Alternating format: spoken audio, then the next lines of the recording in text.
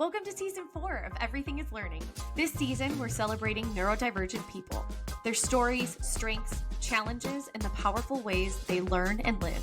Because honoring every individual's brain and lived experience makes the world a better place for everybody. We're excited you're here. Let's dive in. Hello! This season, we are connecting with guests who amplify voices and perspectives of neurodivergent individuals. Jocelyn Green is a passionate advocate for understanding and embracing neurodivergent experiences, sharing her insights and personal journey as at AUDHD_academic. Combining lived experience with deep curiosity, Jocelyn offers thoughtful perspectives on the intersections of autism, ADHD, and academic life. She uses her platform to challenge stereotypes, unpack the unique strengths and challenges of being neurodivergent, and foster more compassionate conversations. Thank you, thank you, thank you. Known for her clarity, wit, and honesty, Jocelyn invites others to see the full spectrum of neurodivergent identity beyond labels and assumptions, and to create spaces where people can thrive as their authentic selves. Her journey has been one of self-discovery, resilience, and learning how to navigate systems that aren't always designed with neurodivergent people in mind. In both her academic work and her advocacy, Jocelyn blends research-based knowledge with the realities of day-to-day neurodivergent life. She is passionate about making education and professional spaces more accessible and about helping others feel seen and validated through their own experiences. Through her writing, speaking, and online presence, she continues to build community and spark change. Yes, proving that neurodivergent voices are not just valuable, but essential in shaping a more inclusive future. Jocelyn, thanks so much for speaking with us today. We're so excited to have you. Thank you so much for having me. We're geeking out. We love learning from you. We love learning from you. Everything that you say is so insightful, inclusive.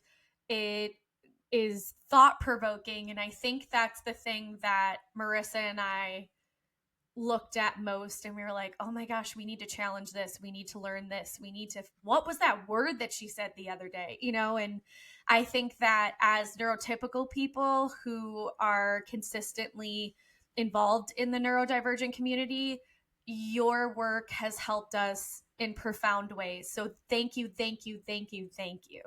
Yeah, you say things that I want to be able to say, but as someone who does not identify as neurodivergent, it doesn't feel fair or even easy for me to say because I haven't lived the experience. But it's like, yes, and you don't sugarcoat it. I think that's my favorite part about it, because I respect that concise, direct communication is exactly what people really need to hear in these trying times. Right. I tried very hard to do that. It took me a very long time to get to that point where I could just openly and freely share my opinions about my own life, my own experiences, about what's been happening in the world and the community. And I do try to be very direct about it, and I do put a lot of thought into it because as someone who's felt left out of a lot of different spaces, I don't want people to feel like that on my platform. So I do try to touch every little community where I can, even if it's not necessarily my own, because I do want everyone to feel seen and heard when they do come to my platform. Thank you. That's amazing. That's so my cool. Children who are both neurodivergent, officially diagnosed, both of them, they don't get to see your platform yet, but what you say helps me be a better parent to them. It helps me reframe how my approach is, because I'll be like, oh, I never thought about it that way. Or, yes, this is what I want to say. And somebody else did it for me in a better way because it's something that they lived and actually did. So, right. Thank you so much. So we're going to start with an icebreaker question. What is one hobby you enjoy that has nothing to do with your work? Honestly, I really like to crochet.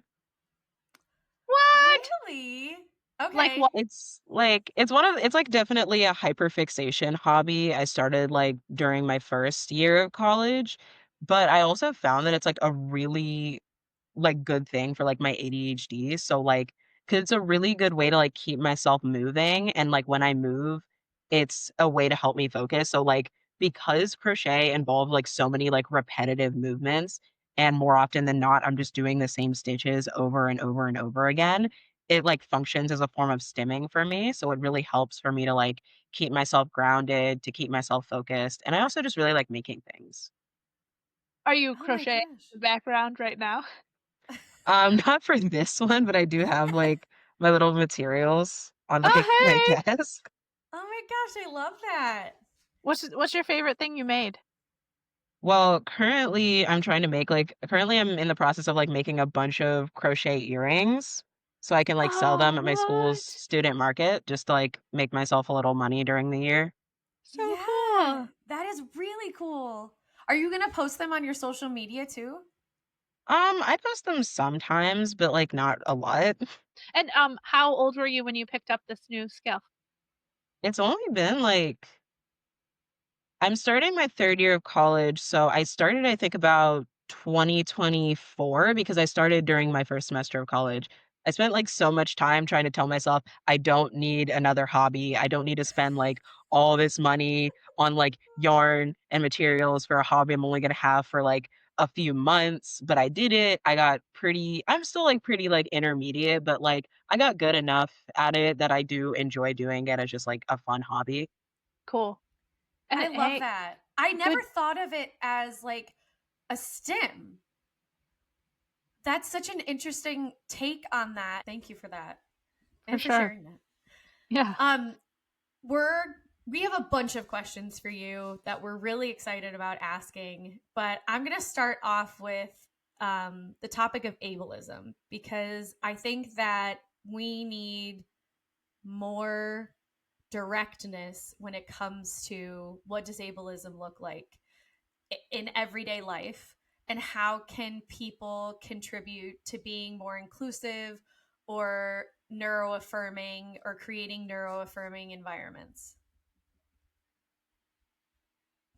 Well, ableism is honestly ingrained into so many things, like, just, like, even, like, casual insults or just, like, the way that we talk about both things within and outside of disability.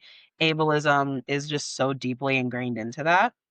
And for myself, I've had to do a lot of work dismantling my own ableism and, like, my own, like, stereotypes and preconceived notions of everything, especially with disabled people that I've encountered in my own life. And I think for me, the biggest thing about that is just getting those stereotypes out of my head, and instead of, like, having to seriously question other people, like, "Why are you doing that?" Or, like, "I can do this, why can't you?" Just kind of be a bit more open and understanding where it's like, "Oh, I'm different, you're different, so if we don't do things the same thing, or if there are some things I can do that you can't, or vice versa, I'm not going to spend all my time seriously, like, questioning you or your disability." So I'm just kind of taking the approach of just like, "We're different, we work differently," and then I can leave it at that. What type of environments feel and look neuroaffirming and which ones do you can you immediately tell are not? Neuroaffirming environments are really kind of like hard to pinpoint. For me, it's just, for me in my mind, it's having a space where people can both accommodate and try to understand each other. So, like, Mm. at least for my personal spaces, I feel like those are very neuroaffirming because, at least for me and my friends, we kind of understand each other's needs and that they're different. And we kind of try our best to, like, accommodate each other or at least be, like, aware and understanding where we can. But there are other instances where you have, like, less neuroaffirming environments where there are, like, restrictions on, like, certain accommodations. Like, there was, like, I went to a class one time, they started this new rule where it was like, "Oh, you can't take pictures of the board or you can't take pictures of the slides." And I'm like, "That is not okay." Because, Right. like, not every teacher provides access afterwards. It's not easy to remember what's, like, being written or to, like, write it down as quickly. So that's, like, a very helpful tool, not just for neurodivergent students, just but for just students in general, and, like, that's not very neuroaffirming, and just also just I feel like most school environments aren't very neuroaffirming because 'cause they're very, like, restrictive or very strict in a way that does not work and is very, like, unaccommodating towards, like, ND students, and I think that's really unfortunate. Yeah. That makes a lot Um, of sense. I think one thing I really loved is you talk about how you and your friends have been able to establish a neuroaffirming space, but I'm sure that that didn't happen organically, like them and I'm sorry, it probably did happen organically, but not the immediate moment that you met each other, right? It came from experience. It No. came as someone who, because I both Elena and I have worked in educational spaces, and recognize all of what you're seeing. It shouldn't always have to be on a neurodivergent individual or neurodivergent individuals to talk through what a neuroaffirming space should be, right? So if I didn't want to burden someone with telling me what they need, what resources might you suggest, or would you point out, or you found resonance with in all of the research that you've done? Well, I always think doing some basic research is like important. So, like, if you know your friend is autistic, if you know they have ADHD, I think doing some like basic research about what that looks like could be helpful. But also Mhm. to keep in mind that that's like very, very like loose examples of what that may look like and that every person is different. I also think looking into local resources can be helpful, not all the time, but sometimes. And then at least for me, it's really just about watching. It's also about like watching and listening and learning be like while you're present. Because a lot of what Mm, I ended up learning, I had to kind of like I had to learn, I had to like learn it over time as they were happening. So now I'm a lot better with like recognizing certain things and how to accommodate certain people in those situations. okay. Yeah, that makes a lot of sense. Being present, paying attention, listening, all things I wish more people would do. Yeah, it's hard. It's definitely like a hard thing to do. So like for one of my friends, she would get like dysregulated really easily and I love her to death. And my big thing is that when I see somebody who's upset like that, it's like I want to help. I want to like make you feel better. So like I would ask her like what can I do? How can I help? But when she was like that, I couldn't really I couldn't help her. I couldn't do that. And it just made her more frustrated. So I had to learn over time to kind of like recognize when she was being dysregulated and know to like walk away from that situation because I couldn't help. As much as I wanted to, I just knew that the best way for me to help was to walk away. The answer, Marissa, to the question was going to be looking at Jocelyn's social media. Yes, right? Yeah, you That's a are a great great resource to resource start. for sure. To anybody else, if they were like looking at you, right? Your friend was having a moment of dysregulation and you walked away. You know, because of your experience and your connection to this individual, that's exactly the right thing to do. But to someone like me, I might be like, oh, what? Why is she walking away? But I'm so glad that you said that, because that is like, who are we to say what someone's going to need? So Mhm. I love that. And something that I really learned, and why I consider you a resource, I know it's probably tiring because you're probably not the inventor of this language, but your account was the first time I ever heard the term disability justice.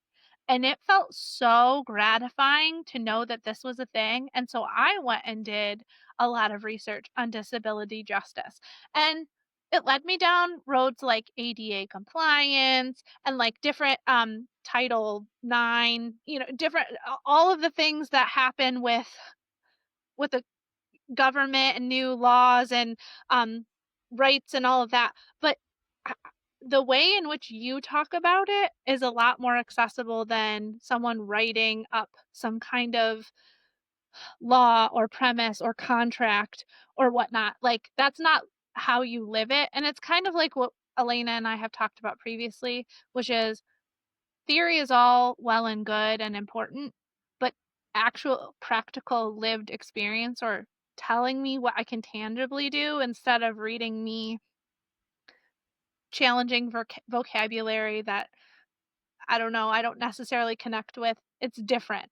So I appreciate that, whether you intended this or not, you are an ally for other neurodivergent and neurodiverse spaces. So, what actions, big or small, have made you or your loved ones, clients, feel supported, respected, seen? Because your talk on disability justice really helped me. Well, disability justice is definitely still also like a fairly new concept to me as well. The big Okay. reason that I ended up bringing it up on my platform were because I don't know this specific post you're referring to, but it's the first two principles of disability justice being intersectionality and advocating for the most vulnerable are somehow also like the most forgotten and disregarded, at least in like autistic Ooh, spaces because Okay. I see so few people address, like, overlapping experiences in regards to intersectionality, especially when it comes to, like, gender, like, yeah, race, gender, just ableism, racism, so many different things. And then for the most vulnerable, like neurodivergent spaces, especially autism spaces, have primarily been co-opted and like taken over primarily by like late diagnosed white low support needs autistic women. And you see so few else outside of that the most vulnerable often get like drowned out, whether that be parents, caregivers, people with high support needs, people with moderate support needs. So, in those spaces, I definitely think one of the most helpful things is listening and hearing other people's perspectives. I think being able to hold those other perspectives is ultimately what makes someone a good advocate, or at least working towards being a good advocate. I've listened to parents and caregivers. I've listened to those with high support needs, with moderate support needs. I've learned to like correct my own language. I've just learned new things both about languages, both about just like the language we use and different experiences that I've tried to be mindful of when I'm talking about because I don't want to be exclusionary. I want people to feel included, and I try my best to make sure that I'm keeping other people's experiences in mind. That way, I'm not purposefully excluding them from my space. yeah. That's awesome. It's really interesting because you're talking about the intersectionality, which I feel like is a word that people don't fully understand. So I do want to circle back to that. But I think you talking about the most vulnerable, it's it's hard for people in general to think about that because I think people are not understanding the spectrum of knowledge or lack thereof that people have. Can you explain the complexity of intersectionality? Like, I don't think enough people really grasp that concept.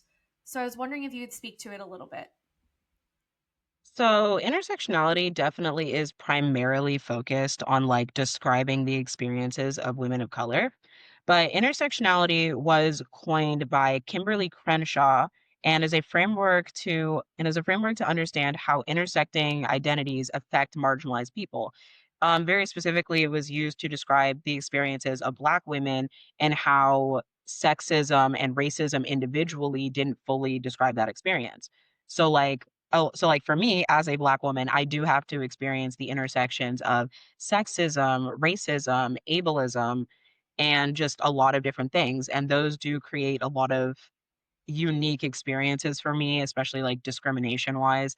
And I've seen it happen like many times. I have like since starting my platform and interacting in these spaces, I have experienced my fair share of racism, ableism, sexism on so many levels. And understanding intersectionality really has helped with that because a lot of them do get combined. Mm-hmm. A lot of them do get combined. But you see this a lot for, like, women of color, especially because you do have to deal with the racism and the sexism, and when it comes to disabled people, you also have to deal with the ableism as well. It's part of the reason why I do take a lot like, while I do take a good chunk of time to talk about police brutality and the violence that autistic people, especially Black and brown autistic people, experience from, like, law enforcement because yes, it's absolutely a risk or danger for any autistic person of any color, especially for those who are high support needs. But when you add intersectionality into that, when you add racism and sexism on top of ableism, you are significantly more likely to get dangerous and like life threatening situations and harm done to these people. And that's a big reason why understanding intersectionality is important because there's so many aspects, whether it be your support needs or the color of your skin, that can either increase or decrease the amount of danger you'll experience in those situations. Yeah. It's just, it's, it's one of those things that we as white women cannot possibly understand. And I think that Marissa kind of aired on it a little bit too. As an ally, it's hard, as a neurotypical ally, it's hard to speak to those spaces besides in situations where, like, you're in a situation and we see online that you're being attacked, or Callie, I feel like you both have had that come on almost daily recently. It's been horrific. And the responses, Sienna McAllister, Sienna Stim, they came on last season, and they're also experiencing this.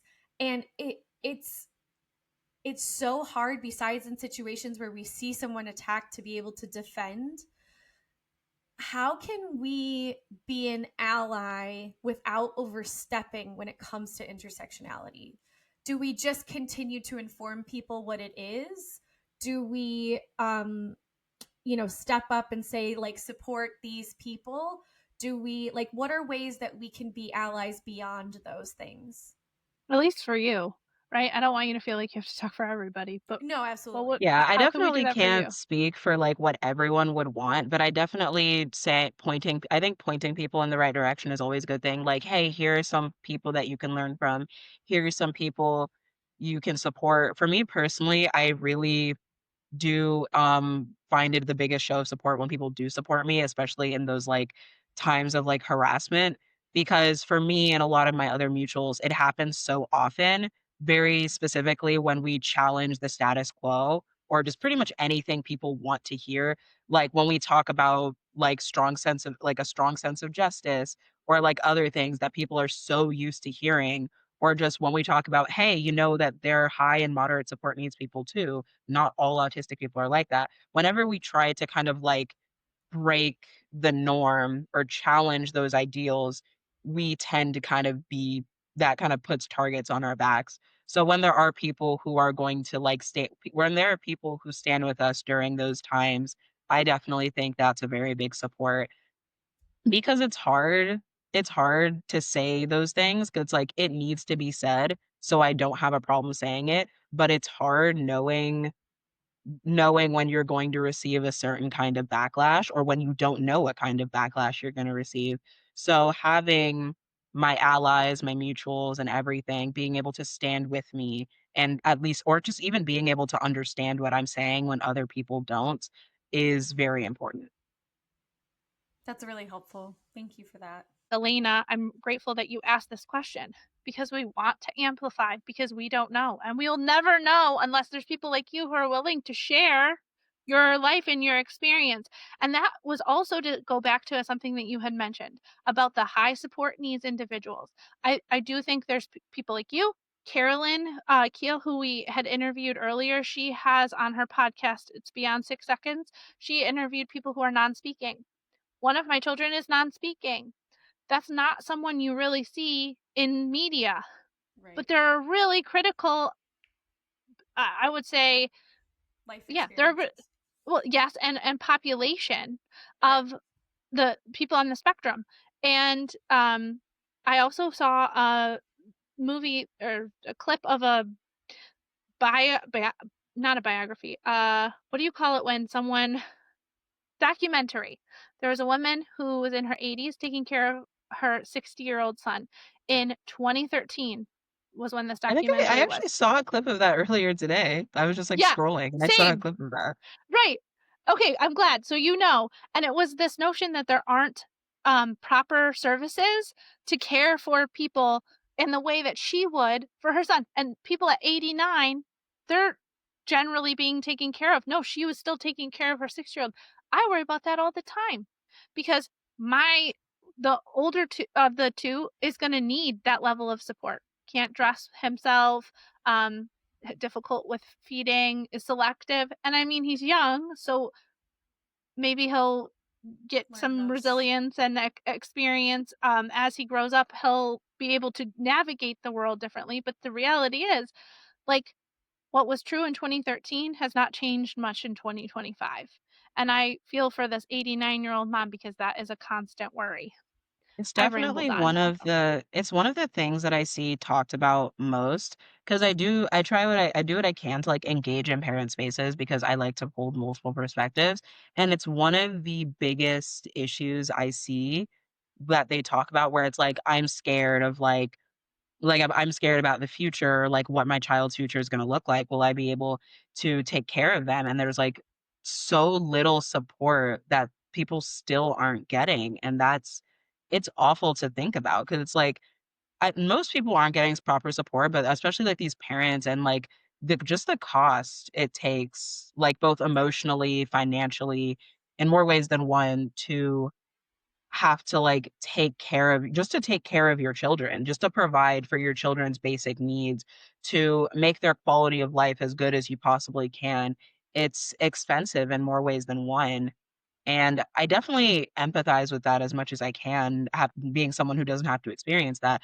But it's like, this is part of the reason why I speak up for where I can, because these people shouldn't be ignored or forgotten just because they don't fit like the current norm or because they don't fit like the nice, quirky narrative. Because we need to see everything, like the good, the bad, and the ugly. And anyone who takes the time to show that, I am very appreciative of that, whether that be parents, autistic people themselves, just to be able to show all facets of that. Thank you. You know what's really wonderful about what you just said? I'm not a parent to an autistic child, but my nephews, Marissa's kids, are, I love them like they're my kids.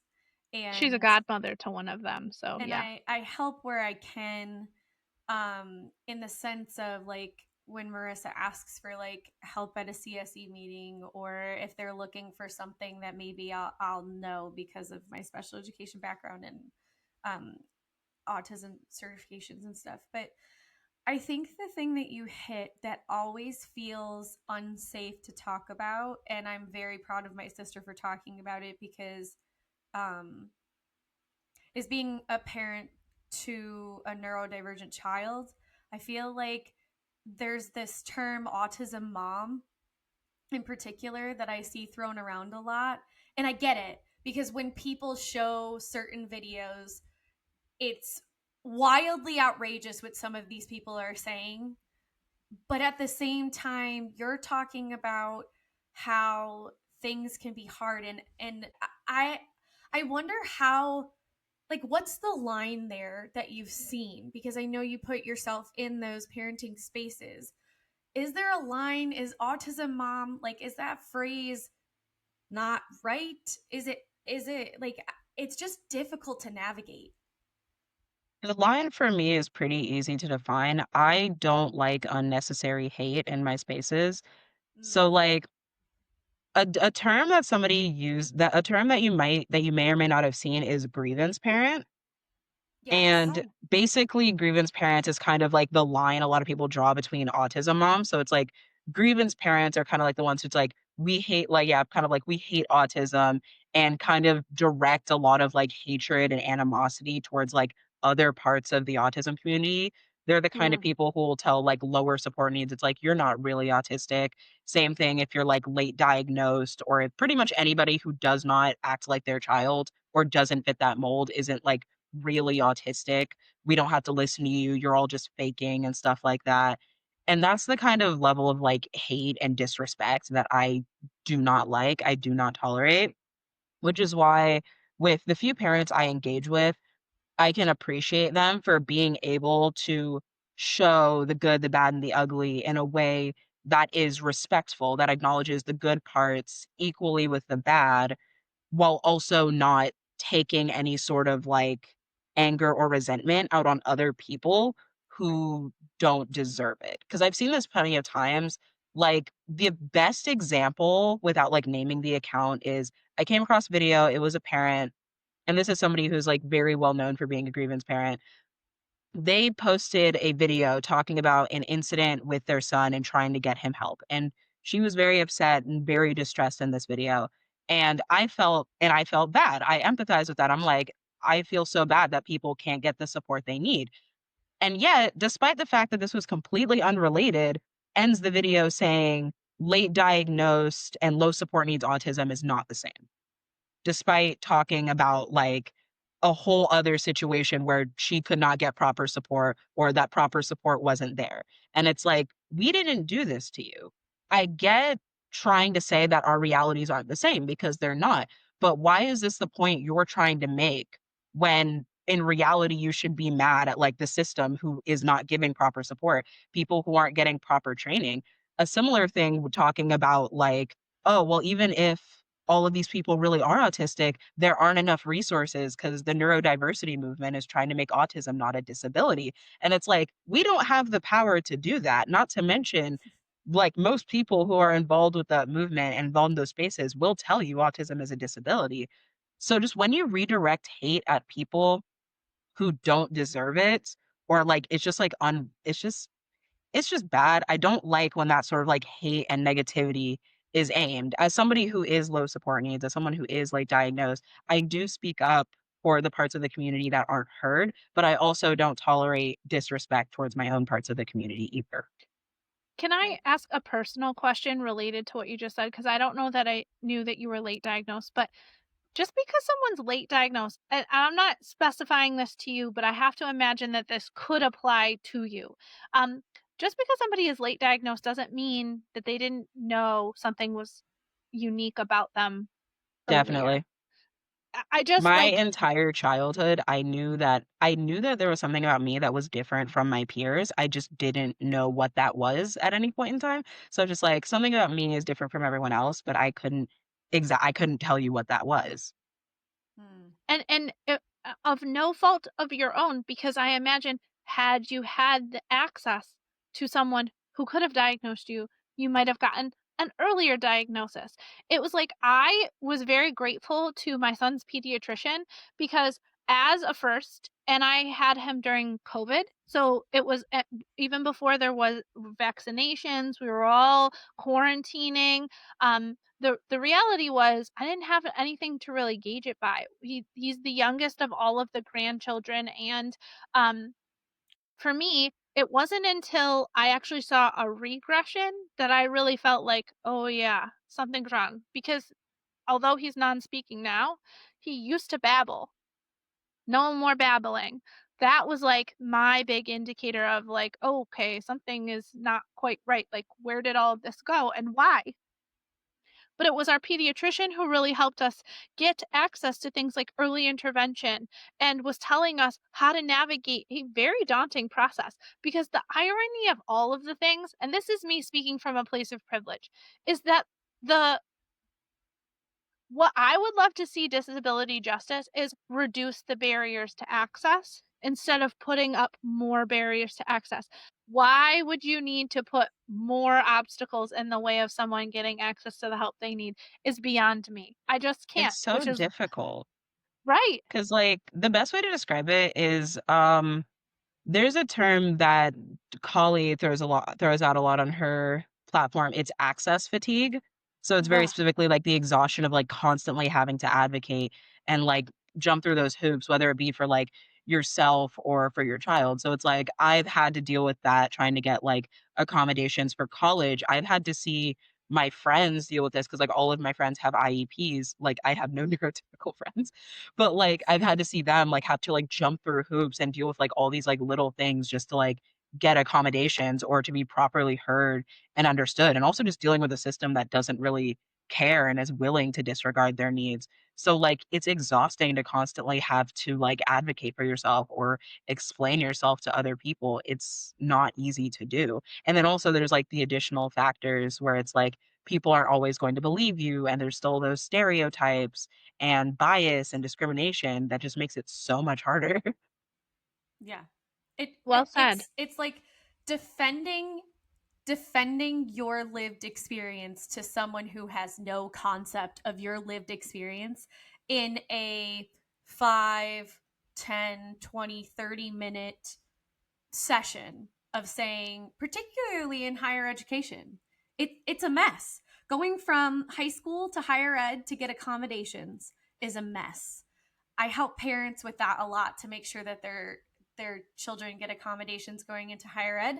And to have to sit there and defend your disability, your needs, whatever, provide paperwork, provide proof. You have to prove, like, it's insanity. It's broken. It's broken. I just, but this brings me to one of my favorite threads you've ever posted the other day, where I contacted you and I was like, can we do a collab on this? You had said, if you think getting rid of society or getting a new society would eliminate all disabling aspects of autism and ADHD, please F off. Yes, ma'am. And I meant it. Can right. And the I told you that it led to this really interesting discussion, but I don't want to tail off. I want to just ask you directly. Can you explain to people out there why? Like, people who don't understand, why is this? Why do people, first, why do you think people believe that changing or erasing and rebuilding society will fix everything? I think part of the answer is ableism. And then why is that not the answer? A lot of people take the social model of disability a little too seriously because people think, hey, if we get rid of all of these social barriers, or like we built a society very specifically for autistic or otherwise neurodivergent people, then we're going to have, like, then we wouldn't be disabled. Everything would be perfect. Everything would be great. And we wouldn't have any more struggles, especially because these are definitely like people who fall into like the Aspie supremacy pipeline where it's like, oh, we're better than neurotypicals. It's you guys that are the problem as opposed to anything else. So they Hmm. focus so much on like, if we can dismantle these barriers, our disability will be gone. However, from my point of view, disability is a combination of both, like of both external barriers as well as internal experiences. So while you can get support, and they should. Societal barriers are 100% a problem. It just isn't the entire problem. So you can accommodate, and like you can accommodate as much as you can, but that will never completely eliminate disability. So, like for autistic people, okay, you can make things easier for me, but we all still communicate differently. Like you will still have miscommunications. I have miscommunications with autistic people regularly. So you're still going to have those miscommunications. Sensory issues. Sensory issues are, everyone has different kinds of sensory issues. Almost every single time I make one of these videos talking about it, I have like half my comments saying, I get overstimulated by the sun. What is society? Can society fix the sun? Or Yeah, like, that can they was the fix one the that got wind? me. I was like, oh my gosh, no, like, we can't fix the sun. Like, what are you gonna do? Blow it up? Like, that we won't exist at Exactly. all. Like the That one sun, was the wind, wild. just general environmental stuff. It's like you can't Right, fix that. right, Meltdowns and shutdowns happen for a variety of reasons. You can't fix that. There's so many internal experiences where it's like, yeah, you can make these better, you can make things easier, but you can't make them completely go away.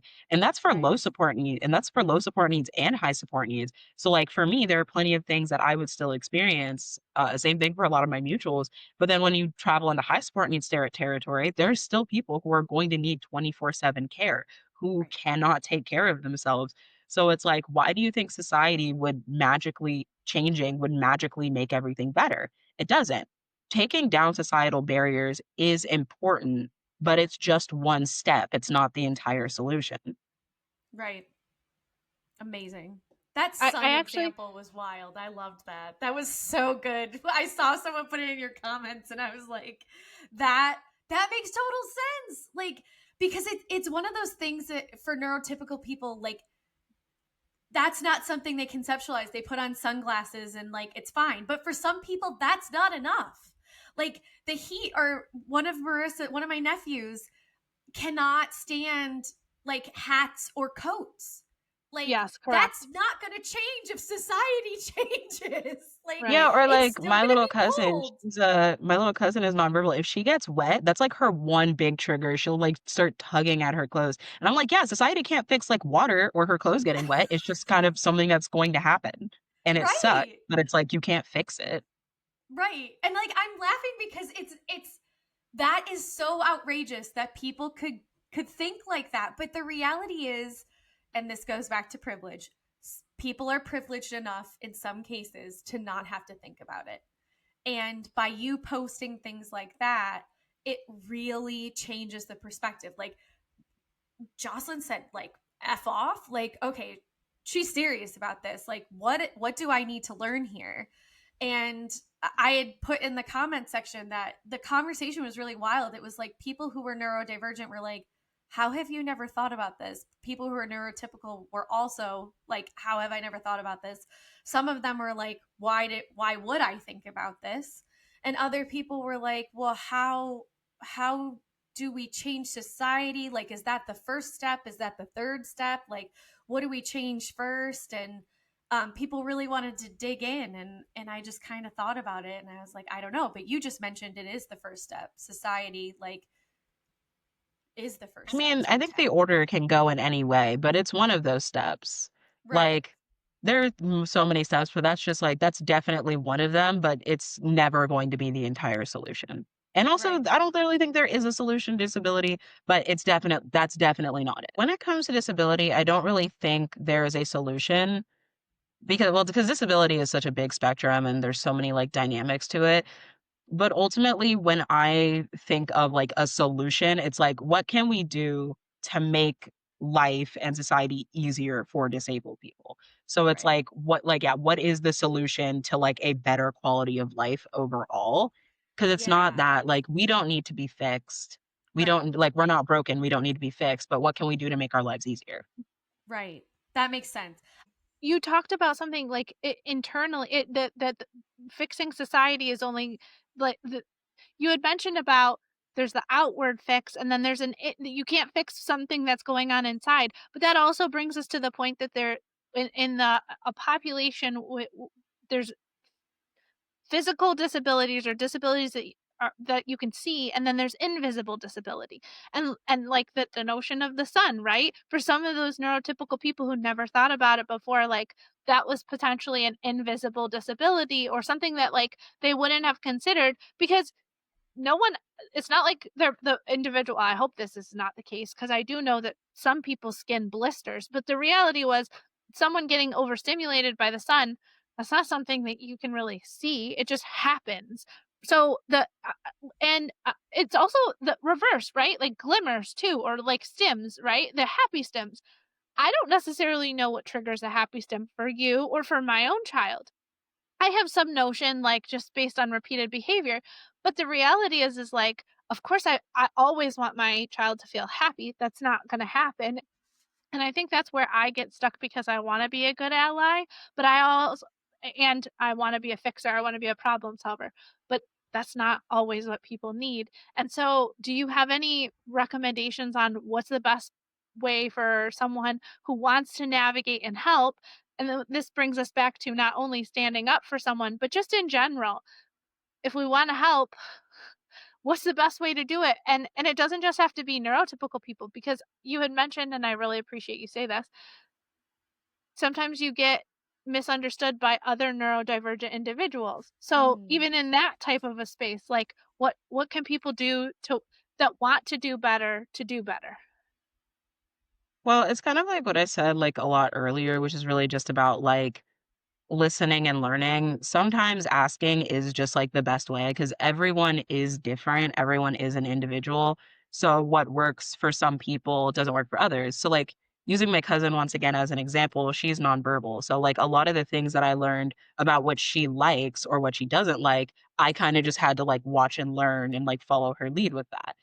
And then same thing with my friends, it was also something I had to like learn over time or that they had to tell me. And you kind of just learn other people's needs, you learn your own needs and you learn how to like communicate that to other people. So like, oh, I'll tell people, oh, I don't like this or this makes me uncomfortable. And I think just trying to be able to communicate that or at least being observant of certain things is definitely very helpful because what's helpful to some people isn't helpful to others. But I also think just having that willingness to try, to wanting to do better is Mm. just a great first step. Yeah. The intentionality piece. We talk about that a lot. Yeah. For sure. For sure. One last question, which we ask everybody, is if you could change the world to make things more inclusive, what would you choose to do? That's a really hard question to answer Mm-hmm. because there's so many different problems with inclusivity, but I think the big thing is I wish people would just listen more to other people. So like within autism spaces, which is primarily where I'm at, just like listen to other people's experiences, listen to other people's like realities, because just listen to stuff that isn't your own. Like I learned so much that way, just listening to experiences outside of myself, meeting people with different disabilities and seeing those different lived experiences has taught me a lot more than anything else. And I think just being able to kind of understand the many different sides and like the many different parts of like the spectrum of disability and what that can look like. I think just being able to listen and try to understand is a good path to inclusivity because and just like talking about it. For me, I try to talk about what I can. I try to stay in my lane, but I also try to talk about things outside of myself because I want to be inclusive. So I think putting in the work and the effort and listening to other experiences and sharing other experiences and being mindful about those things, I think is really what's going to help with inclusivity. Yeah. So well said. Yeah. Thank you for that. Jocelyn, thank you so much for being here with us today. I feel like we've learned even more, and I feel like we can be better allies because of what we talked about today. I certainly know our listeners are going to gain a lot of wealth and information from you. Can you tell our followers where they can connect with you? Well, you can find me on Instagram, TikTok, and most other platforms at AUDHD_academic. So yeah, you can find me at ADHD academic on most platforms. I'm primarily on Instagram and TikTok. I have a few posts on Substack, but I'm not as active on there. But Instagram's usually the best place to find me. Great. Thank you so much. And thank you again for coming on. To our listeners, please stay tuned for our next neurodivergent guest. There's a lot more fun and learning to be had this season. Thanks again so much for being here, Jocelyn. Thank you so much Bye. for having me. Bye. Thanks for tuning in to this episode of Everything is Learning. If you loved this episode, share it, subscribe to hear more awesome content, and let's keep the conversation going. Stay curious and keep learning. We'll catch you next time.